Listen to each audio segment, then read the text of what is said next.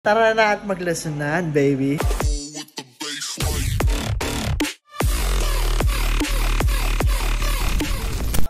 Okay, guide, paano magpalit ng solid tire. Okay, number 1, step 1, tanggalin itong mga cover sa swing arm. Ayan, tinatanggal pa ni Toto. Or you release this one, lefty loosey, ha? Ilang bolt kada, ano, Doc?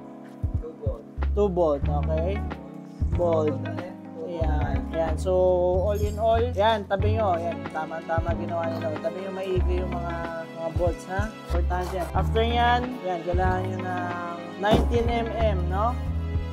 Wrench para matanggal yung nut. Ayan, meron tayong nut. Washer, lock washer. Okay, exhibit A again. Lefty loosey lang. So, ang goal natin ngayon, matanggal yung pinaka-motor hub. Yan din, yung ano, tatanggalin nyo rin, yung brakes. Yan. Yun na yung ginagawa ni Doc. Tanggalin nyo lang maigi. Sabi nyo lang lahat ng tatanggalin nyo, ha? Yan, tanggalin nyo yung brakes, tanggalin nyo yung axle nut. Yan lang kasimple. Yan. Tanggalin nyo rin yung mga bolt. Basta lahat ng tatanggalin nyo, itabi nyo maigi. Kung nawala yan, ay nakuha. Ayan, additional tip, tanggalin nyo rin yan. Basta yung tingin nyo kailangan tanggalin nyo. Tandaan nyo lahat ng placements. Ayan.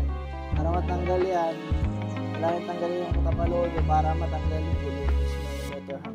Para to sa mga clients natin na sa probinsya, kung gusto nyo magpalit ng gulong. Especially, nag-offer na tayo ng solid tire. Available na sa Shopee natin, no?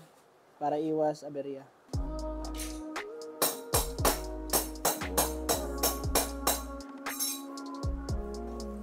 Ayan, tatanggal nyo na siya.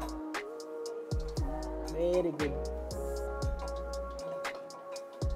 Ayan. So ito, may connection din yan sa motor, yung wire. Hatakin nyo lang din yan.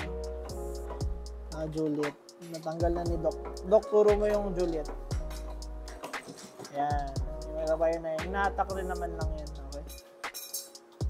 Ayan. Natanggal na rin sa harap. So make sure nyo, dyan nakadaan yung wire na. May daanan yan. So next step, pasingawin nyo yung ano, gulong, ha. Baka magka-bumbumpaw. Ayan, para iwas aberya, tanggalin yung hangin. So lahat, tanggalin nyo yung outer, yan, outer circle. Tanggalin nyo lahat, ha. Lefty loosey.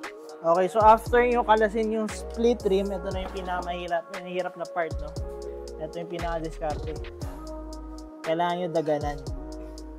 Yung isang pisngi, pababa dun sa gulong. Ayan. Ayan. So, kailangan nyo daganan habang sinisikwat. Yan yung technique. Unti-unti. So, kailangan nyo ng malaking patience dito. Ito na may isa, oh. Ayan. So, level of difficulty, very high. Very high. Mga experienced techs na to, ganyan ang diskarte yan. Dagan, sikwat. Dagan, sikwat. O, yan. Gamit kayang grasa. Nakakatulong. Konting grasa, lagay nyo sa pisngi ng gulong. Okay?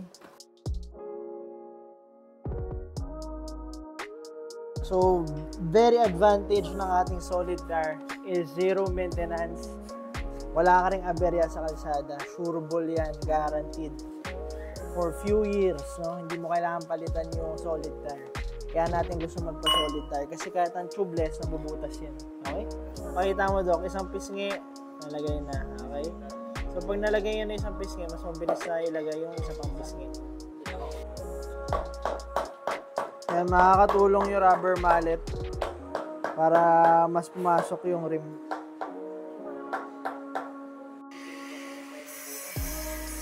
Ayan, so rule tayo. Dapat yung butas ng isang rim sakto sa butas ng rim sa baba. Okay? Ito, saka yan, dapat mag-sentro yan, ha? Okay, isa pang ano, depende sa thread ng gulong natin. Katulad nito, pa-forward to.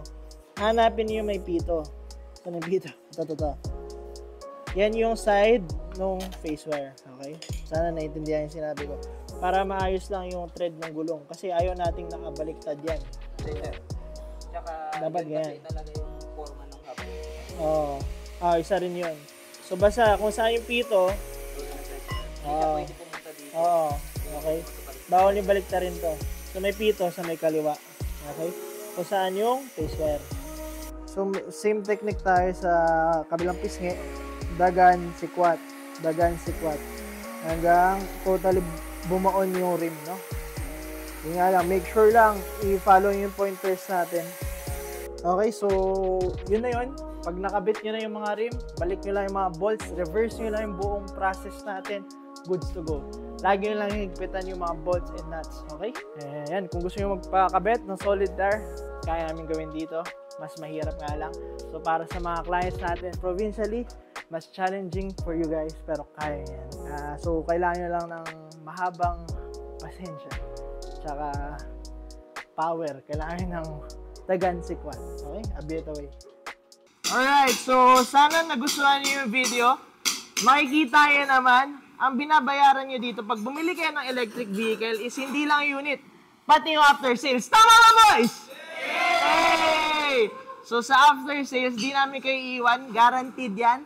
Marami tayong technician dito. Para sa inyo, kakagdag kami. Everybody, let's go! 5, 6, 7, 8. Kaldag! Kaldag! Kaldag! Kaldag!